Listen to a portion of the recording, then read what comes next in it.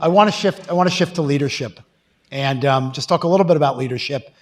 And just thinking about, you're sworn in as the Secretary of Defense after serving as both Secretary and Acting Secretary of the Army.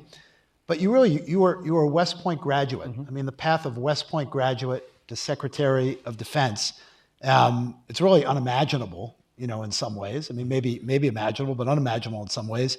But as you get to this position, you're looking back on your experience in combat, you're looking back on the experience of so many that serve under you.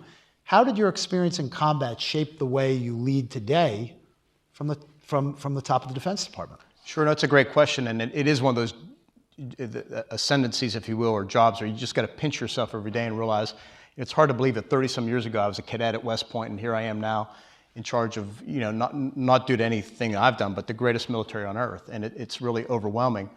But it really, I look at all my jobs, but the one in particular, whether it's my time in my Army, in the Army, and particularly my time in combat in the Army, where I have to think whether it was the raid we recently done against, to go after the head of ISIS, al-Baghdadi, or Operation Sincerity, where I can put myself on the ground and ask myself, if I were a young company commander leading my soldiers, and this order came all the way down to me, would I know how to implement it? Would I know what it means?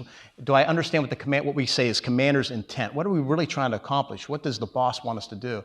And I think about that hard as we issue orders and we give instructions, and as I speak to the press. I mean, the military has its own language too. And so part of my challenge is translating what's out there in the civilian sphere into what the military sphere is. And again, make sure that all of our soldiers, sailors, airmen, and Marines can understand it in a way that makes sure that they are successful and they can accomplish their mission and bring everyone home safely.